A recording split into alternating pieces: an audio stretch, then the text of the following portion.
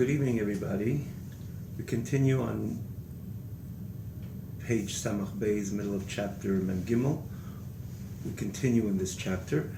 We'll just note that I noticed in the last class, the very last part was cut off from the video, so we will repeat just was 1.5 lines basically. And we finished till the end of the idea, but this was the culmination of that idea. So we'll try to briefly recap and again culminate with that line and then move forward. So actually we'll begin with the text on page 122 towards the bottom, and then we'll continue again on Samach Beis. So again, for you newcomers, welcome aboard. And and as we mention all the time, this is a series of Tanya, the Limud Tanya, and in order to have a general, broad understanding of this unique study, it's important to tap into the previous chapters, and if just to follow even the later chapters, follow where we're holding. You need to have some appreciation of the later chapters that we've been learning. So, as mentioned, you could always find the past few chapters and all the way back to the very beginning of the Tanya on the TanyaOnline.com website. Just to click any chapter, anywhere within the chapters read most of them, significant majority of them, perhaps even all were divided one way or another in quite a few classes. A few chapters ended up being quite a few classes, and as I mentioned, it's always easy to follow the class because there's a separate scroll bar with the text additional to the screen, the video actually itself. So yeah, it's namely the information over here, which is easy to follow, and again, easy access to all the previous classes. We are going to continue. So Kiniske Le'el Perich Chav Aleph Barichas B'derech Moshel Minefesh Ha'adam Shedibur Echad Mediburi Machshavti Kilo Mamosh V'Zeu Shomer HaKosev Heinyiras Hashem Hi Chochma. And this is where the Alter Rebbe speaks about the Supreme Yira. Naturally, we're not going to go elaborate the entire limud of the Supreme Yiras Hashem right now. It's the higher level of Yiras Hashem, meaning the revering God, the reverence of Hashem. As the Alter Rebbe in this chapter speaks about the Yiras Hatah, the lower, the inferior level of Yiras Shamayim, and then the Yirei Ilah, and he reconciles what it says in Pirkei Avos. It says, if mein Yira in Chochma, mein Chochma in Yira. So no fear, there's no wisdom, naturally in the context of the wisdom of Torah. If there's no wisdom, there's no fear. So which one comes first? He starts with Yira Shamayim, you're just going to continue saying mein Chochma in Yira. You have to have the wisdom first, and then the fear. And if you start with the wisdom first, you're going to say mein Yira in Chochma. You cannot start with the wisdom first because you have to have the Yiras Hashem. So the Alter Rebbe reconciles. There's 2 levels of Yira, there's 2 levels of fear, there's the inferior, which is the starting point. A person's appreciation of HaKadosh Baruch Hu has a Memalu Kol Almin. Again, you must, in order to have these terminologies understood, you must tap in, and again, referring namely to all our newcomers, you must tap into the previous chapters, previous classes on the Perek Mem Gimel. I believe this is the 4th, if I'm not mistaken. 4th class must tap into the 1st, 2nd, and the 3rd to appreciate the higher level of Yira. What Alter Rebbe says, so the lower level of Yira, this allows, this is the doorway, the entrance, the opening, the person to engage in the Chochmas Hashem, Torah, Limudat Torah, Kima Mitzvahs, and then with the Kima Torah Mitzvahs, then he's able to enter to a higher level of Yira. And Alter Rebbe says here, the Lashon of Pirkei Avos is precise with that terminology of Chochma, not only Chochma as it correctly and justifiably associated with the Chochmas Hashem, the wisdom of Hashem, Hashem's mitzvahs. Ki hi chochmaskam avinaskam, the pasuk testifies, which is the Torah. it's Hashem's wisdom, it's Hashem's bina, but nonetheless, he doesn't say Imein Yireh Ein Torah Mitzvahs. It says Imein Yireh Chochmas. Alter Rebbe introduces the Koyach Ma, that Koyach which is the bittul within the Yid, or is able to see how everything is Me'ayin Timotzi L'Chochma, Me'ayin Timotzi, because of the bittul of the Yid, Me'ayin, he sees everything coming from Ayin, and as such, in essence, from that perspective and point of view, there is nothing exists. Not only everything is a bottle to Hashem, that would say the starting point is I recognize myself, I do exist, but I stand in complete submission to Hashem. But from the perspective of Yirei Lo, Chochmah Me'ayin Timotzi, to see that everything is from the godly energy, and everything exists constantly from the, in other words, from the perspective of that level where the Eibush does Mahava Ma'ayin Liyesh, Mahava Mechayim Mekayim Ma'ayin Liyesh, he brings into existence and vitalizes, vivifies from a state of Ayin to a state of Yesh, that next Nihilo process, Kaviyachal, let's call it, he understands that from the perspective of where that Ayin is, the Yesh really doesn't exist. So it's the starting point is I do not exist, not I do, and I'm batul, I submit myself to something else. But from the perspective of HaKadosh Baruch Hu, there is no Elam. We mentioned again, we spoke about this many times, Alter Rebbe himself, here he alludes to the Perek Chav Aleph, and this is again the ending point of this Nakuda, of this, the ending of this point over here, this which he quotes in Perek Chav and Chav Aleph, and this whole notion of Hashem or Elikim from Hashem's perspective and point of view, there is no Elam. It's not that Hashem created a world and He's in control of the world. From the perspective of Hashem, there is no world. What does that mean? So we gave all these examples. The teacher sits learning with a student, and this great guy, and this great prodigy, this great master of again, we always use the mashal of Limud Torah, important expansiveness and depth in his understanding in Torah, his knowledge in Torah, and he's told to teach a child Torah. So he starts teaspooning the child with different parables, and again the child can perceive this great going, this great figure as a storyteller, and that's what he really believes what he is. In other words, he says, well, you're not telling me a story, yeah, you're telling me a story. So what do you mean you're not a storyteller? I hear a story. True, it's a parable, but I hear a story. But namely, it's a parable to what? It's a parable to one level of knowledge and a deeper level. And ultimately, it's a parable to the information what the Rav has, what the master has in his mind. And again, even this, what he's giving a parable to, is the last, is the most, in later stages, the end stages of his knowledge of that itself, the child could not appreciate, so he has to put a story, kind of parable to that. So the child hears a parable, hears a mashal, so hears a story, so he perceives this figure sitting in front of him as a storyteller. But he's not a storyteller. He remains that same guy. But if you divulge everything he knows, child would get lost. He wouldn't be called a student anymore. He has nothing to do sitting across that table. So he condenses, he contracts his great knowledge and leaves just small little streams. And that itself, again, is still deeper than the appreciation or the ability of or the comprehension of the child. So even there he puts a parable to that. You know, the famous Medrashim, Gemaras, Mashal Ma'adavar Daima. Hashem, Moshe Rabbeinu, king, is his good friend. I mean, these are the Mishalim which we know even within Torah. So he's going to perceive this figure sitting in front of him, this teacher, as a storyteller, but he's never a storyteller. On the onset, he's not a storyteller. Even when he's saying this parable, when he's saying this story, he doesn't lose for one moment the enormous depth that what he's all about and what he represents. From the perspective of Hashem, there is no world, not there is, and it's batul.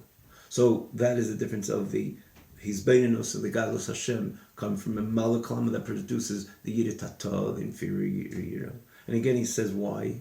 It's not fair to really repeat all this, which Lashon of the Alter Rebbe, Why is it tata? Because it's the Hizbayin is the meditation is on the levushim of HaKadosh Baruch Hu again, and important to listen, important to appreciate this tata. Why isn't it called, if you're thinking about the gedulas of HaKadosh Baruch Hu, the greatness of HaKadosh Baruch Hu, why is it still called an inferior year? Again, because the meditation is on the levushim of HaKadosh Baruch Hu.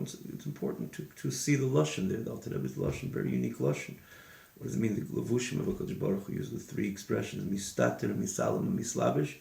But again, click away.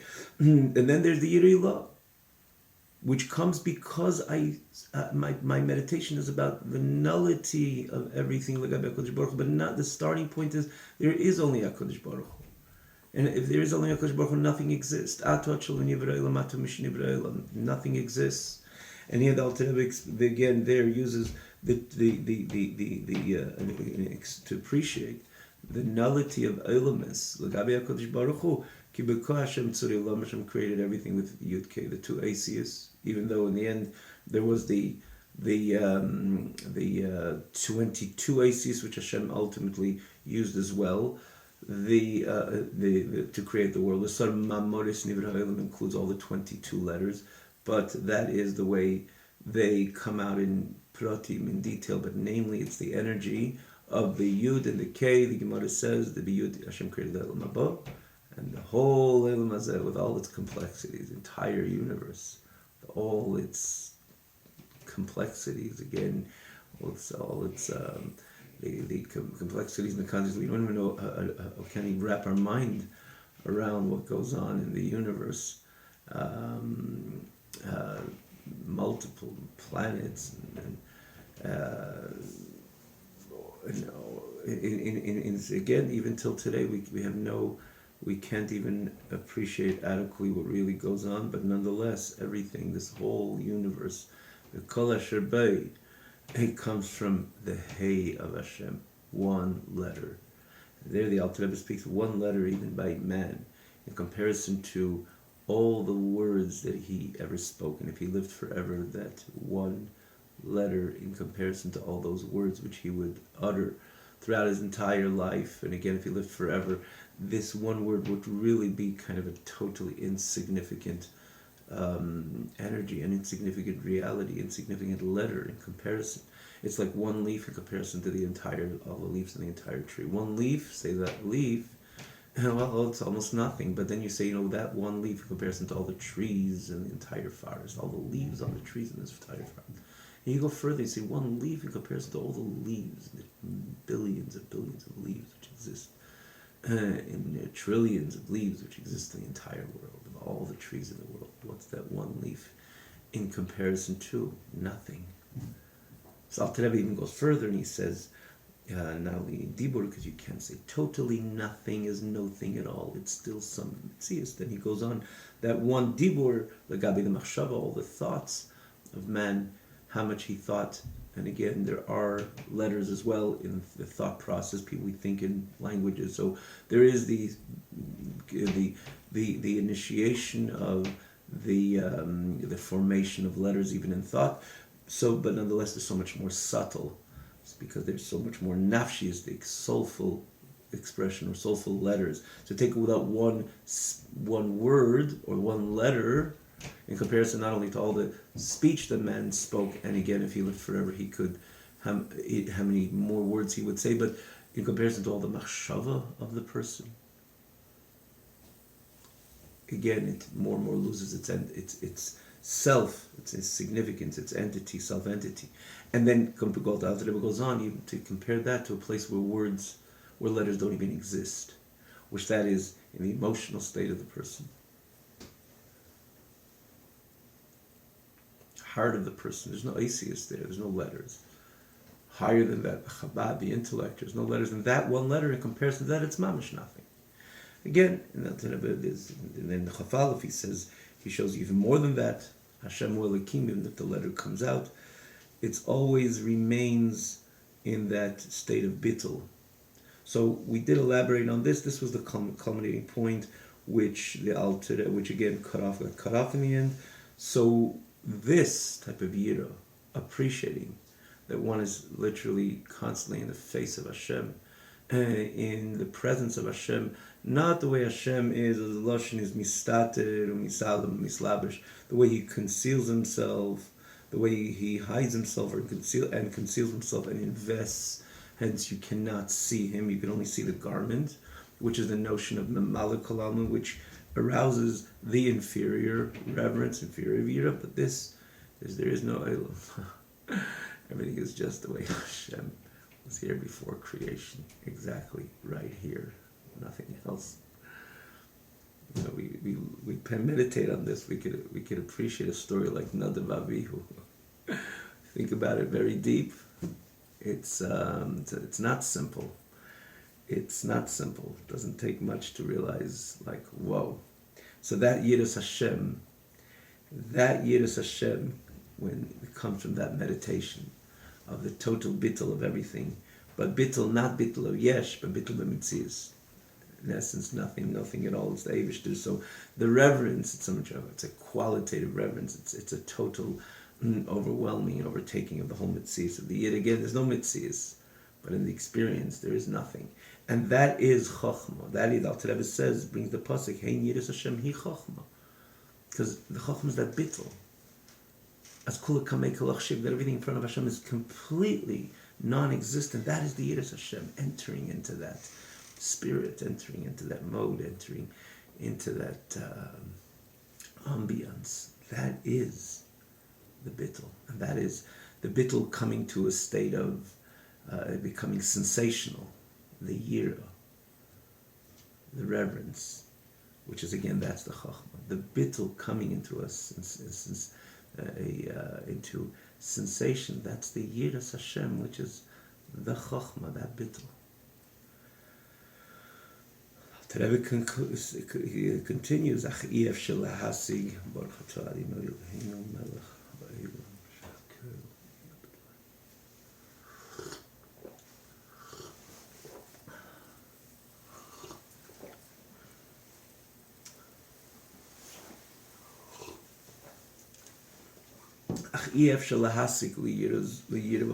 However, one cannot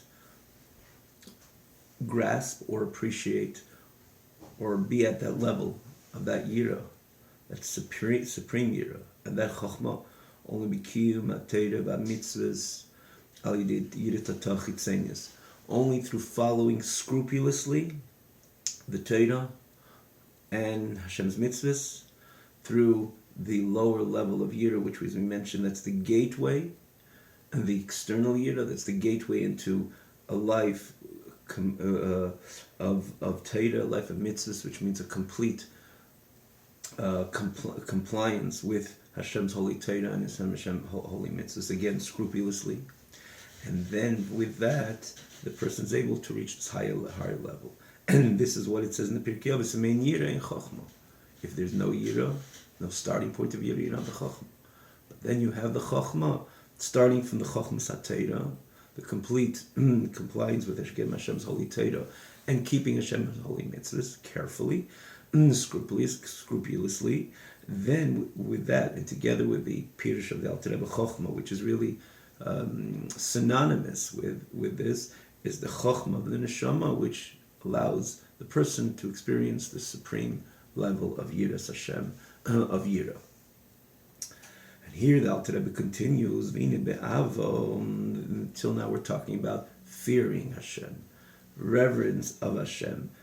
So too, in Avo, in loving Hashem, right? It's Chesed Gvura, fear and love. Hashem says in the Torah, shall you fear from Hashem your God? And what do we say every single day? A few times a day, Hashem wants our love as well. And so as such in love, and this becomes one of the 613 mitzvahs, loving Hashem. So in love, there's also these two levels. There's Avarabba and Avas Eilam. So actually, it doesn't say these two levels. It says two levels.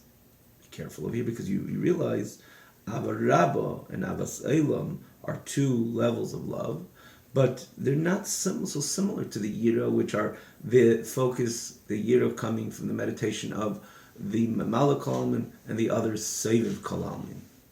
The Yira Ilah Seviv Kalam, in other words, the bittul of everything to HaKadosh Baruch. When it comes to love, The starting point is even a level which is even deeper than the meditation on the Seva Kalam and the Eibishter's transcendency over Eilam.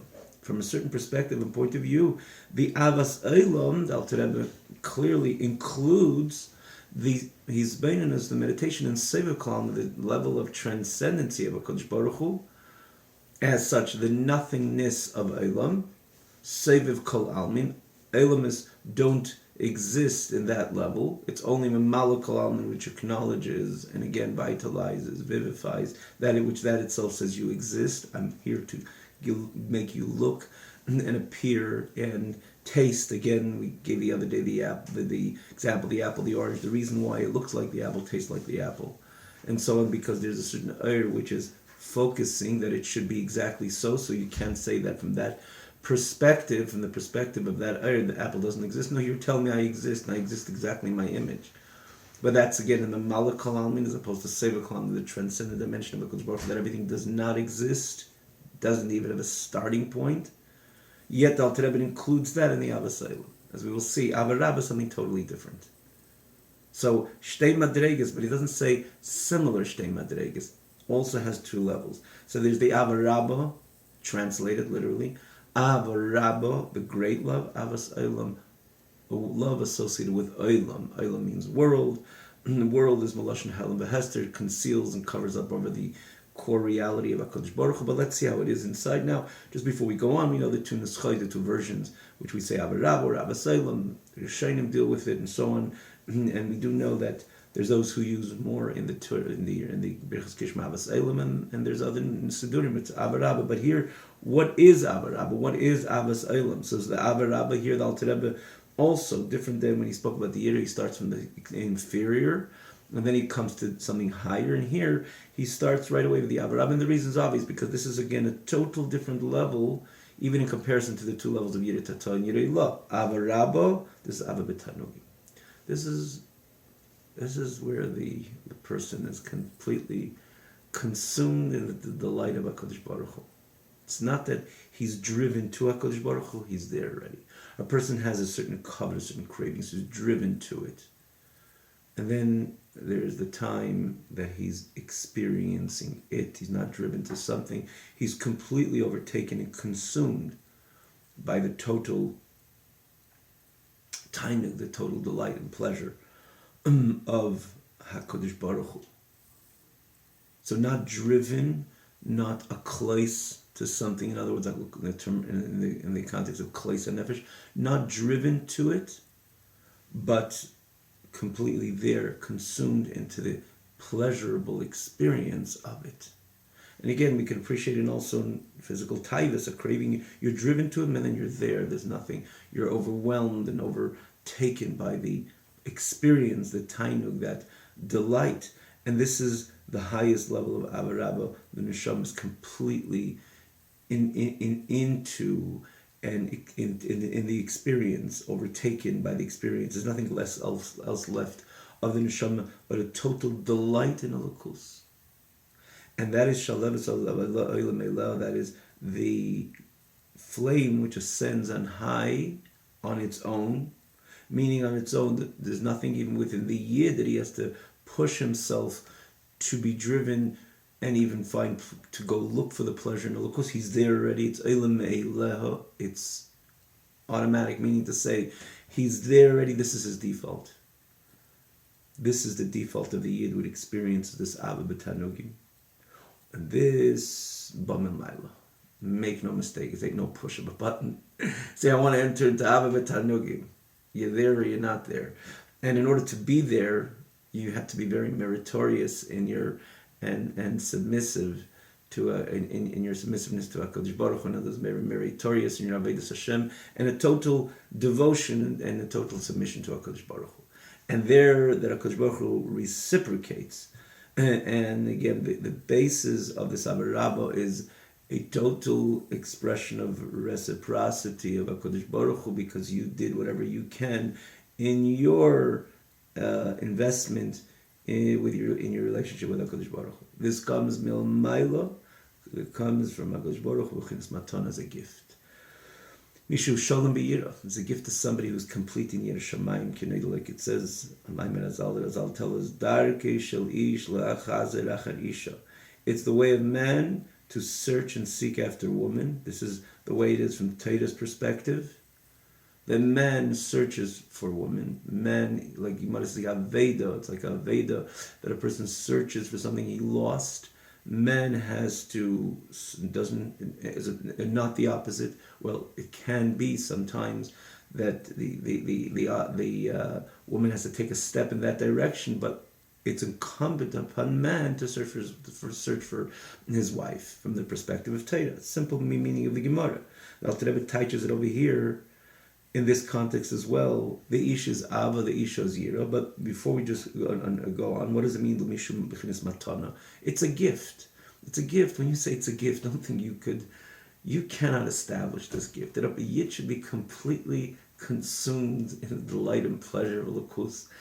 He's excited about the next time. It's more than excited. He's in it. He's already meileh. This is his default. He's completely consumed in the delight of HaKadosh Baruch Hu. Bring me more Elokus. I want constant Elokus. And it's all, that's my delight. So it's not, there's no more, if you think about it realistically, translating the idea of Abba B'Tanugim in the most simple manner, it's not that he has to take himself away from anything. He has to pull himself, okay, I believe it's the right thing, davening, learning. Tanugi means this is your delight. This is your delight. This is your pleasure, like someone is invested in a particular a pleasurable experience. He doesn't have to say, you don't force yourself to be very hungry and force yourself to get the taste of that sandwich. I'm in there already. It's overwhelming me. I can't hear about anything else. Don't talk to me about anything else. I'm not interested in anything else. I'm appreciating the delight with much pleasure. This is the Abba B'Tanugim. We can understand why it would be classified as a matana. This is a great gift. If anybody could experience, when a yid could experience that, it's a great gift. And we can only appreciate it's only a gift because most of us struggle. And it doesn't mean, all or nothing. When we struggle, sometimes we do enter into a certain time and appreciation, a pleasurable experience in Elokus. Predominantly, when a person davens to Hashem, there's a certain moment that he's consumed into the experience. How long the moment is, it's nice if we go on for a few minutes, even throughout the entire davening, but it's irrelevant to time. This is what we do. We try to expand that experience, but it's irrelevant to time. By definition, the fact that a person, a human being, flesh and blood, with a nefesh bahamis, with 2 feet in the Olam Hazeh, has the ability throughout the davening experience to can be consumed into the experience of davening, to be consumed and to feel that sensation of true intimacy with HaKadosh Baruch Hu. That's stunning, that's extraordinary, and that's the point of davening. That is the point of davening. If the Alter Rebbe writes in Perek Yud Beis or Yud Gimel, the davening is a bonus. Davening is a tzaddik bonus to the Beinani. A tzaddik experience bonus to the Beinani, which usually significant majority of the day, that's his avodah, to struggle and to battle over the Yetzer Hara. But Hashem gives that Beinani, that tzaddik bonus, tzaddik experience as a bonus, and he got to have himself right. It's Meichen de Gadlus. It comes from above. A window is open on high, and you try to you're there. You're invited. You're invited to a place where you, in essence, do not belong. That is the bonus of davening. That is the in Yud Beis and Yud Gimel, for that matter, he speaks about it. That is the bonus of davening. The lashon of Meichen de Gad, Shas Meichen de Gadlos. That's in Yud Beis and later in Yud Gimel. The Rebbe speaks about the Chasheka, Chafetza, Chukov, and Nefesh Keiko. And this is more than cravings, and it starts with a craving to Elokus, and then entering into that experience, which this is the gift of davening. And therefore we should always exercise, we should realize that davening is one of the greatest gifts Hashem gives a yid to exercise, to do it right, and so on and so forth. But someone should have it constantly, this dveikus, this tainug HaKadosh Baruch Hu. This is a matana. This is a gift, a great gift. But why is Hashem giving him that gift? Who could be deserving of such a gift? Answer, look who you give a gift to. A gift is not the person comes up, okay, here, this piece of jewelry is worth $3,500 here, 1, 2, 3, maybe $3,500, give me the gift. No, that's called a purchase. You took the money and you paid. A gift is somebody who you, in one hand, has like that dichotomy. You're not just going out giving out gifts. You're giving gifts to someone who's dear to you. Why are they dear to you? Because they demonstrated to you a certain sincerity, a certain integrity, a certain appreciation to what you appreciate, and they find favor in your eyes, grace in your eyes. Then you extend yourself, you give a gift to them. So they're not just paying for it. From a certain perspective and point of view, money, this is in one hand, they're not paying that $3,500, but they're connecting to you on a much deeper level than just that dry purchase of give and take.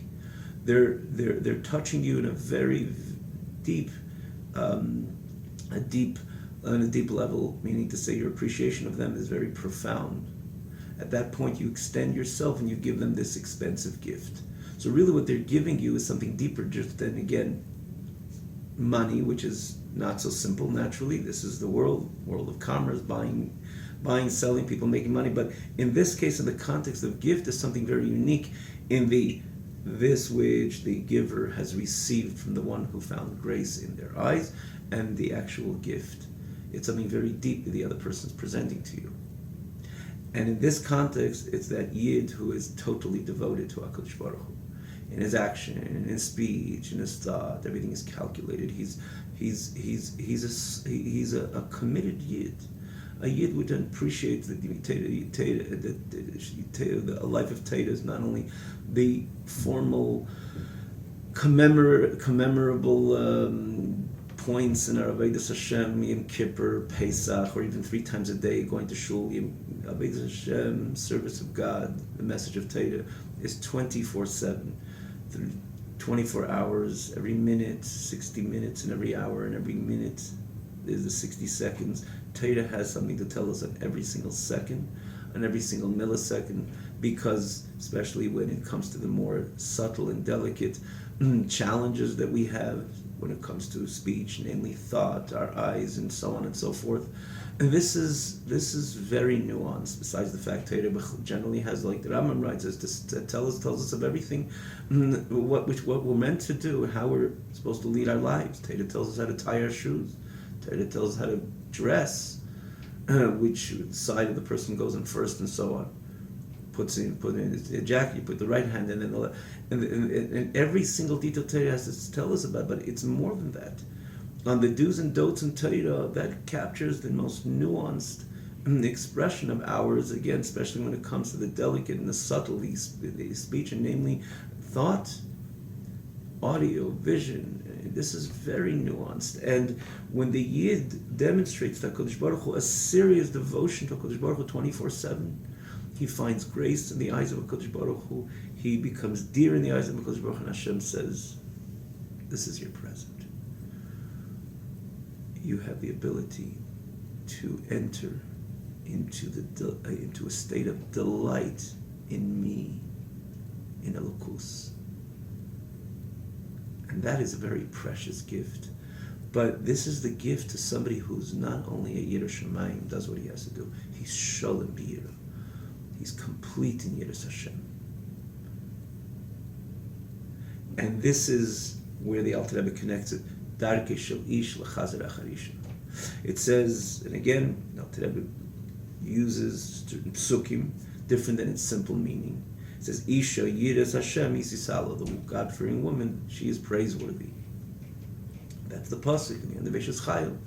Then there's a pasuk that says, Zochar Chazdei Hashem, remembered his kindness. That's a simple meaning. But Alter Rebbe shows you the deeper meaning also. Isha is Yiras Hashem. The feminine dimension is the Yira. Yira is associated with Isha. Ish, Zochar Chazdei, also has the connotation of Zochar, masculine, is Chesed.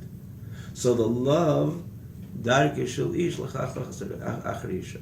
It's the derek of the ish, of the Ava, to seek out the isha, the Yiras Hashem. When Hashem sees that a Yid is complete in fearing Hashem, Hashem extends this unique scepter. Here, take this unique gift, Yiras Ava. You're entering into a different type of relationship. Now it's love. It's a pleasurable, intimate love with me, says Hashem. You're gifted because you are complete in your Shamayim. So the let's see it inside. Darka shlish lachazar acharisha. Sha'ava is called ish and zachar. Ava, love, is called again man and the masculine. Like it says zachar chazdei, that Hashem, it literally means Hashem remembered His kindness, but chazdei is Ava. Zachar is a masculine dimension. This is the masculine dimension. As opposed to Isha Yiras Hashem. When it comes to Yiras Hashem, that's the feminine, Kineda. And therefore, Darka Shel Ish, the way of man to look and to find the woman, Hashem is looking to extend His Ava to those who are complete in the Darga of Isha, on the level of Isha, in their Yiras Hashem, in their fearing of HaKadosh Baruch Hu. Kineda, like it's known. And oblique dimas ayira, make no mistake. This is not good. That this won't come without preceding that yira, that yiras Hashem, that fearing of HaKadosh Baruch Hu. It's not going to be efshar lagila v'rabazu. It's impossible to reach that great love, that unique love. It's impossible to reach. And someone says, "I'm in love with HaKadosh Baruch Hu," and there's questions about a simple Yiras Shamayim, is being a Shulchan Aruch Yid. It's not true. It's simply not true. On every level, it's not true, because as Alter Rebbe writes, and we can appreciate it as well, it's when you find true grace, then you extend yourself on a very important present. When you see true integrity, true honesty in the relationship, then there is that drive to extend yourself to the recipient, and therefore the Alter makes it clear without preceding with this fear. It's impossible to reach this great level of love, because Avazu Atzilus, the less tamon kitzutzu pirut chas v'sholom, because this Ava comes from Atzilus, where there is no separation at all. This is pure. This is an unadulterated energy. We spoke many times, naturally. We're holding 43 in Kutei Amarim and Tanya. We spoke many times of the four elements, Atzilus, Bri, Yitzira, Asiya. In Atzilus, there's not only the four worlds, and actually one higher than the other. The real quantum leap step is from Atzilus to Bi'ah, from Bi'ah to Atzilus, because Atzilus, again, Mailo Lamato or Lamato Lamailo, it depends which way it is when we say quantum leap step from Atzilus to Bi'ah, from Atzilus to Bi'ah, or the other way around. Same idea, because Atzilus is a world. On one hand is a world, on the other hand it's a world that we spoke many times. It's no need to elaborate. You could see it in the previous chapters where it speaks about these four worlds, starting from the second chapter, Perek Beis. It's a world which houses and hosts the Ein Sof, the infinity of HaKadosh Baruch Hu, though it's not totally representing the Ein Sof, or it's not totally about the Ein Sof, because it's an Olam, and Olam by definition, as the Gemara says in Lashon Hel and Behester, covers up over the Ein Sof, and you have Esther Sfiras, that Tzilus Hashem is beyond Sfira. Midas, certainly, there's no Medida v'Hakbala, Midah, limitation, measurement in the Ein Sof, so it can't be totally purely about the Ein Sof, but Atzilus, by its entire making, is a world which houses and hosts the Ein Sof, because lo yigur chara, there's no evil in Atzilus, and not even subtle evil. As we mentioned, subtle evil would be Ascholas Hayesh, Metzias. Atzilus is about a complete bittul to HaKadosh Baruch Hu, l'cho Hashem agdula v'agbura, as the Alter Rebbe explains in Torah, that every midah stands with a total bittul to Hashem, because there is no separation. There's no even subtle separation. There's no any other energy within Atzilus, only Elokus. It's all about Elokus, and therefore every midah has a certain sense of infinity as well. This is the dichotomy in Atzilus. It's called a midah, but Chesed Atzilus is bli gvul, because there's nothing of pirud, anything else than a Kodesh Baruch Hu, only the Ein Sof of a Kodesh Baruch Hu. In other words, there's no other energy other than Hashem, and Hashem is bli gvul, Hashem is limitless, infinite. So every midah carries that infinity of a Kodesh Baruch Hu, and therefore it does say the midas of Atzilus have a certain Ein Sofness to them. Even though everything over Malchus, he says, is completely about Ein Sof. Despite that it being a world, it says even Malchus, the way Malchus stands in Atzilus, also has the Ein Sof energy. Again, we spoke about the idea of this duality with just Atzilus, but when we look at it, we look at Atzilus. Atzilus is all about, because there's nothing of any kitzutz or pirud, nothing of separation of Elokus. It's all toiv, it's all holy, lo yigur chara, and the most subtle levels of evil. Even a Mitzias Yesh doesn't exist in Atzilus. It's all encompassed with, it's all about the infinity of a Kodesh Baruch Hu. And therefore, again, Atzilus is in the many L'shenis, Maimarim, based on terminology of Kabbalah, expressions of Kabbalah, that Atzilus is B'chlal Ha'olam es Ein Sof. It's part of the Ein Sof experience. And that's where this love comes from. It's all about Elokus, purely Elokus. So if you're not completely devoted purely to Elokus, you're not getting that present. It's somebody who did the maximum in their Yiras Shamayim to establish their life as much as they can as a neshama beguf, a struggling Beinani, and to make their life purely, conduct himself with purely with Elokus. And again, especially in the subtle challenges of Dibur and Machshava and so on, and Riyas Einayim and Shmiya and so on, he enters into a state which is, again, leaving anything which is in his own life, which distance everything which is mafrid him from Elokus, separates him from Elokus. He's privileged. He becomes a candidate that Hashem should extend this energy of Chesed, of Ava, of Atzilus, which it's totally Elokus, and as such, connecting to that level is a constant delight and pleasure, and an intimate and a connection to HaKadosh Baruch Hu, the most deepest and intimate, pleasurable levels, pleasurable Avodas Hashem in the ambience of HaKadosh Baruch Hu, with HaKadosh Baruch Hu. Which again, this is a expression of Atzilus, which there's no pirud at all, no kitzutz, no pirud, nothing out of the domain of HaKadosh Baruch Hu. And with this, the Alter Rebbe explains the Ava Rabbah.